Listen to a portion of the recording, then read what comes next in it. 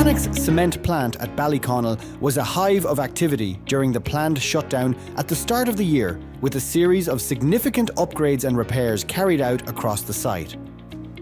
As part of Mannok's ambitious decarbonisation sustainability strategy, the primary focus of the January shutdown was the Kiln hood area and other associated works to the cement site at Ballyconnell. This involved the installation of a new Kiln hood and an advanced energy-efficient ABC Cooler Inlet and outlet seal. The old Kiln hood had become deformed, causing false air, contributing to reduced performance and efficiency. Mannok appointed its long-standing partner, Fuller, formerly FL Smith, as EPC, engineering, procurement and construction contractor.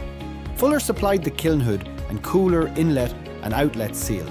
The old hood was removed while the refractory works was completed on ground level by principal works contractor G. Leonard.